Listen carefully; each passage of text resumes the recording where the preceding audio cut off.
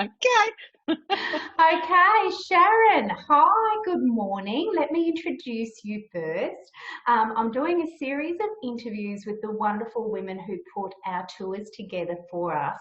And we're very fortunate that we have mainly women that do this because they know what we like. And actually, Sharon, I remember the very first tour I did to India, you did a little shopping tour for us at the beginning, like a little extra add-on. So I know that you do get us and our needs.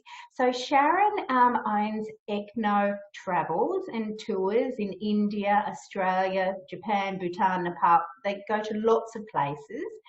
And we've worked together, I think, for quite a while now, maybe 6 years or 5 years or something like Something that. like that. Mm-hmm. So Sharon lived in India for quite a long period of time. And I'm going to ask you, Sharon, if you can tell us a little bit about what drew you to India and also maybe how you sort of got the concept to start your business and then what drew you back home again because, you know, things change over a lifespan. So welcome. Hello. Tell Hi. us a bit. Okay. So I went to India in for the second time in 2001, and I went there because the Dalai, I had an interest in Buddhism, and the Dalai Lama really, the place of Dharamsala kind of really drew me in. And Mm. I'd already been there in, I think, 96, because I'd already always loved the idea of the Taj Mahal. And, I think I was really good at geography and history and won prizes at school. So, I was always kind of probably meant to be for distant lands. So fast forward in 2001, I decided to throw it all in, give up my corporate job, rent my house out, and eventually sold it, and went to Nepal for I think about 6 months.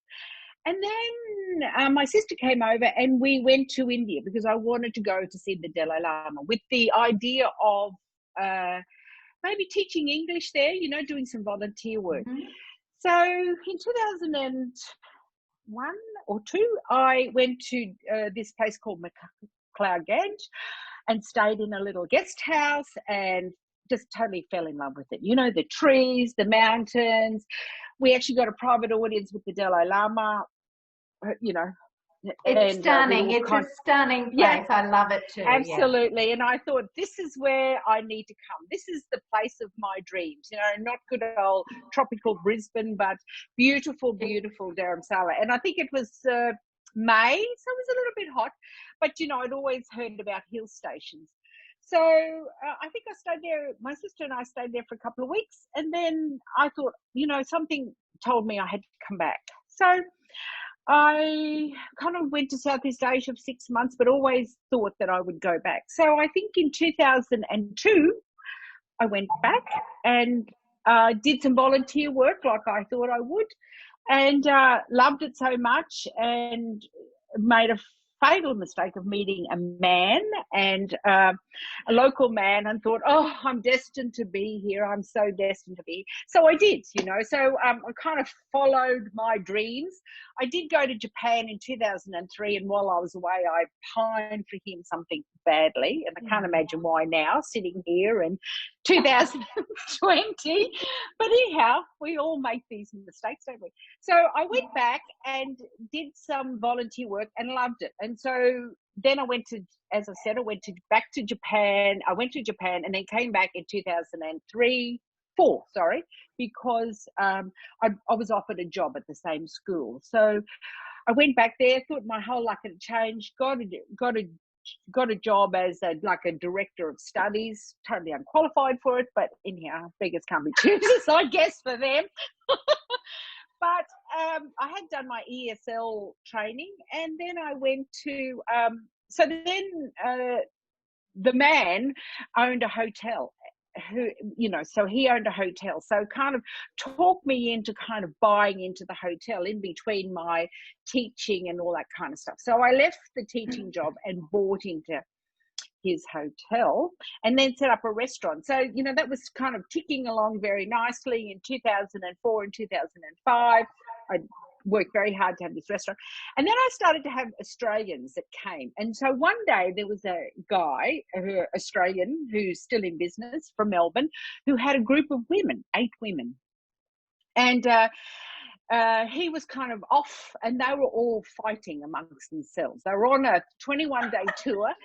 And so they were really fighting, like they were, bitching about each other and couldn't stand each other. And they still had another 2 weeks to go. And they were saying, well, what are we going to do? I can't stand her and I can't. So I found myself in the middle of this group counseling everybody, So I was counseling them all, saying, it'll be all right, it'll be all right.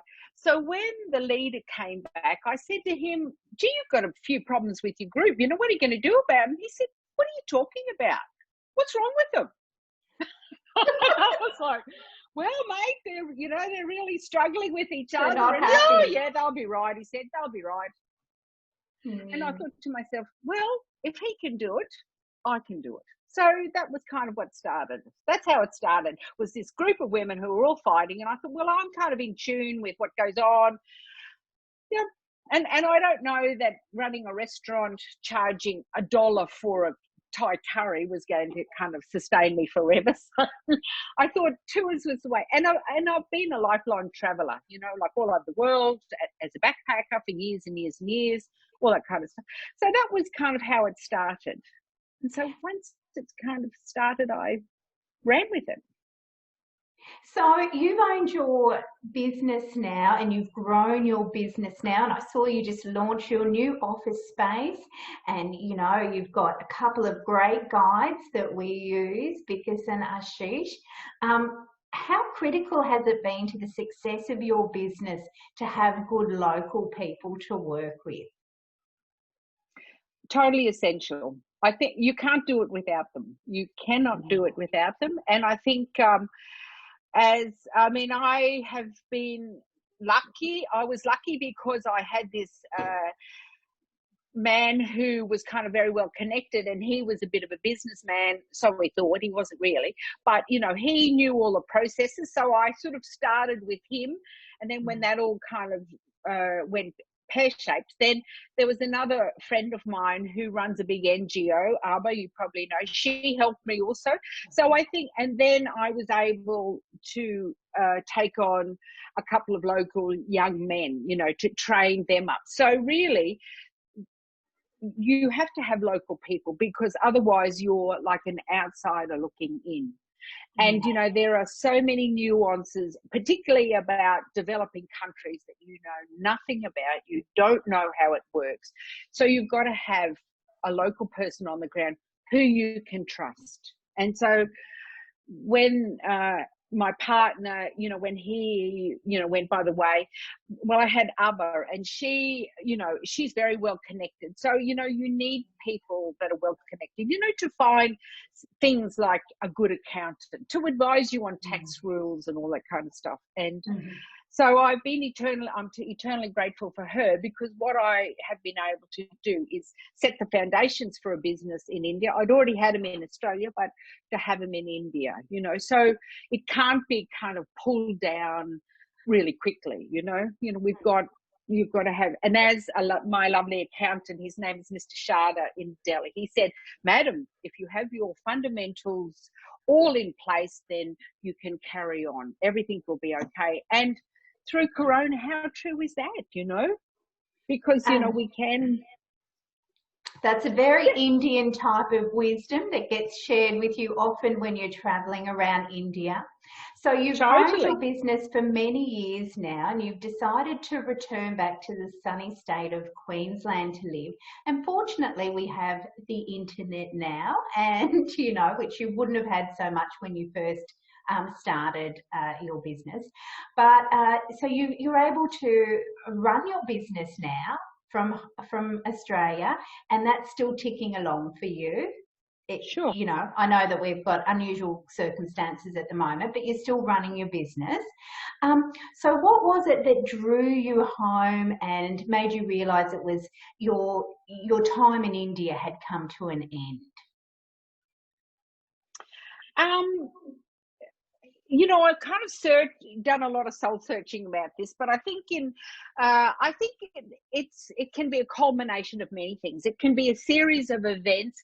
It can be that you get to a certain age, and your sort of body clock tells you that you can no longer sit on planes, you can no longer, sit in traffic for hours, all those kind of things that a travel guide and also you yearn for your own people in a way, and I think a lot of people stay in other countries like Westerners because they're married, so they are sort of in a way the outsiders on the inside, whereas I think once I didn't have a partner there, I was kind of really on my own. So I think, it was like turning 60 that suddenly everything started to change. And I had this really big urge to come home. And it wasn't, in a way it started before then, but it took me like about 5 years of thinking about it. I mean, oh no, three. I started in 2015 and I actually sort of made a bit of a run for it in 2018. But I think it's only in 2020 now that I feel settled and I'm not yearning for this other place. Yeah. But I think, so I don't think it's one thing. I think it's many things, and also, all my old relatives started to die and I could never, so when you were living abroad, you don't kind of connect, you connect to that community, but you kind of lose a lot of connection to your own community, like you miss your your nieces and nephews 21st, all your old uncles and aunts, they've been all dying. So, that's what I kind of missed, I was always somewhere else, Yeah, even the birth of my sister's baby, I wasn't there, and I just sort of thought, I think you get to a point and you go, enough. So you've come home now, and I'm just wondering whether there's any lessons or like your life has changed irrevocably from your time in India, and also I know you have a strong connection to Buddhism and a range of things. I'm sorry, I'm going a bit dark here. I'm not sure why the lights are still on, but I think you can see me. So you've come home, and I'm wondering, have you brought a piece of India with you? Is there things in do you make chai every morning? Like, is there anything you've brought back with you to your Australian life that's, are you sticking a spoon of ghee in all your cooking, or have you given rice up altogether, or anything you've brought home with you from India that you just is part of your daily practice? I'd have to say no, except yoga. I try and do yoga and, of course, meditation. I really like to do those things in the morning. As far as food and chai goes, no, not at all. But I guess what I'm doing now is writing a series of travel memories, thinking about all the funny things that have happened, documenting them. Unfortunately, I still have 2 dogs there and they can't come here, so I sort of look at them and my heart sort of skips a beat because I've had one since he was a puppy, but he's well loved in with a family now who so I still keep and all that kind of stuff. What have I brought back? Well, I've got photos on the wall and I've got wall rugs, and I guess it'll be part of me, and I can kind of slip in and out of talking to the guys, and I guess, with our connection of the internet, you still communicate with your Indian friends and all that sort of stuff. So I feel that ease will always be there, there'll never be a barrier, because I feel like, having lived with an Indian man for 7 years, I'm able to get into the kind of the psyche of it. So I feel like I kind of know them well, but also a part of me also is very Australian, so I can't deny that either. So I think, the main factor really was an age thing, and missing out and also living in another country like India is exhausting. like I used to come back here like for 3 or 4 months a year, but the first month I was so exhausted that everything would just kind of wash over me, and so it is exhausting because you're up against so many, rules, regulations, all that kind of stuff. So Yeah. and I think once you make that decision, but I also felt that things had started to go wrong, like a little bit wrong. I and I haven't written about this, but I kind of had, incidents with 3 incidences with goats, like running over goats and people blackmailing me over goats and all that. And I think that was kind of the thing that said, because I lived in an Indian village, that said, I think it's time to get out of here, love. It's kind of not working. So I think you've got to listen to yourself. And I just decided that there were sort of things that, and I'd had a bit of a free run, after the Indian man. I'd had this lovely life, with servants and all this kind of stuff. Could go wherever I wanted and go to Delhi shopping and all that kind of stuff.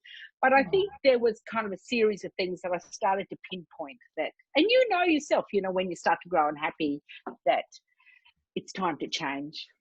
So when you write that story about the goats and the blackmailing, can you please share it so I can put it out in my newsletter and also put a link to all your writing retreats that are coming up too, because I know that you organise and run retreats for people who want to do a bit of writing themselves.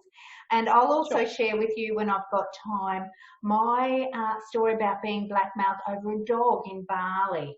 So I've also, which I didn't kill, but I lost, sort of. I sort of lost it. It was kidnapped. I had to pay for it to be returned back to the villa I was staying at. It's just a drama. Yeah. Hysterical drama. So before we finish up, I just wonder, have you just got any good tips for women travelling to India that would make their life a little bit easier? Because it is very different, even though it's becoming more and more modernised all the time, like everywhere. But just any good little tips you might have to make their travels a bit smoother? Well, of course, number one is to go with someone that you trust, and I think it's always good to have a guide, even though that's my business. I'm not saying that, but I don't feel India is still a place that so much goes on in the surface, but so much more goes on at another level that we don't see. And while we think we know what goes on, we simply don't. We don't at all. So I think until you feel, until you have sort of some really strong connection, but to go with a guide, go with people that go with a travel company. And I think safety is important. And as we know through this pandemic, that safety is always, whether it's health, your health, or your physical safety. And I think for women, it's always, India is still a deeply patriarchal society. It's a little bit better now, but still, I think, they don't have the laws and, the surrounding, women aren't safe in Australia either sometimes, late at night and within homes and all that kind of stuff. So I think, you've got to kind of protect yourself. So, be curious, be curious, and don't be afraid of people, because Indians are very curious, and a lot of them travel abroad, but a lot of them don't, so be curious, ask answer their questions, and their basic question is always basically, which country are you from? So, after 15 years, I still would say Australia, rather than, sometimes it gets on your nerves. But I think they're basically very curious people. They've been shut in a way, a lot of them can't afford to travel, but they are curious, and they're intelligent people. So it's great just to interact with them, and interact with the chai seller or whoever. Just interact with people, because they're the memories that you're going to take away with you. Absolutely. Everyone loves to have a chat, and that's something that's great about the tours that we run with Vibrant Women. I have to stop people sometimes. They're too interactive. want to have a chat with yeah, everyone. We don't have time to chat to everyone. But I that's had right. women stop and get haircuts on the side of the road for $1.20, you know, just in a Yeah, chair on the side absolutely. of the road. There's all sorts of stuff going Absolutely. on. So, but lots of people speak English in India, which is great for us. Totally. That's Yep. not the case in all countries. So we can communicate with people living there really easily. You're quite right. People are curious and friendly. I remember the first time someone asked me to hold their baby for a photo. I thought it was a scam. I thought they're not going to come back for this baby. And I always love it when I get home and I look through my photos and I see how photo bombed we've been. People want to be in your photos, you know. Yeah. So they're just good fun, good laugh, and just so very generous and warm and welcoming. One of my favourite places to visit. And keep certainly, keep your heart keep your heart open, you know. And you know, there's some, you know, one thing that you know about Indians, if they're a bit older, they'll always be married. So ask them about their husband or their wife and their children. They love to talk about their children. So ask, you know, do you have sons or daughters? What are they studying? Because, you know, that's their proudest. That we work for our big monstrosity of houses, you know, they work for their children's education. So, you know, you can have a few little opening lines that can, you know, or you know, and really, always their native place. Where were you born? You don't say where were you born. You say where is your native place. So that kind of those three small things can open the world, their world to you, you know, which is very important. And they love to hear about you too, you know. They love to hear about where you're from, and of course cricket. That's for men. That's the universal language. I know. Ricky Ponting is my darling. Yeah, I know. He's my darling. I said, what about Shane Warne? Not Shane Warne. This is a few years ago, mind you. Not Shane Warne. Ricky Ponting is my darling. Yep. So I don't know who the current flavour of the month is, but yeah, cricket always gets the conversation going. Steve, someone. Yeah. Yeah, no, they, you know, because they study it all, you know, they study it, and that's their kind of sport. That's really the only sport. I will tell you something. The women's cricket was on last time I was there, and my partner said before I left, I wonder if they watch the women's cricket in India. And I said, oh, I don't know, I'll ask them. And they said, well, just ask them if they know who the captain of the women's cricket team is, because that will give you an indication if they even care or if they know. So on the way, I'd been in Thailand, but I flew into Delhi, and on the way into the hotel at Delhi, I just asked the driver, oh, have you been watching the women's cricket? It was on at the time. Do you know who? He named every single person on the team. There you go. And there you go. All of the morning breakfast shows, because in the dining room where we had breakfast, there was a television. The women's cricket was on every morning. They interviewed every player. They had their background, their family, everything. It was really big news, much more than Australia. So that was really lovely to see. So on that note, thank you for opening up our eyes to the world, which you've done, and, you know, opening our hearts and keeping us connected with this beautiful feeling that you get and experience through travelling. Thank you for providing such amazing support and tours for us at Vibrant Women. We couldn't do it without you. Your level of professionalism and attention to detail is excellent. So we look forward to continuing to work with you, and have a lovely weekend. Thanks, Tammy, and we look forward to working with Vibrant Women again. So yes, from Shiv and Vikas and Ashish in India, and myself and Brooke also in Australia. So thanks again. Okay. Right. Thanks, Sharon. Take care. Okay. Bye. Bye. Bye.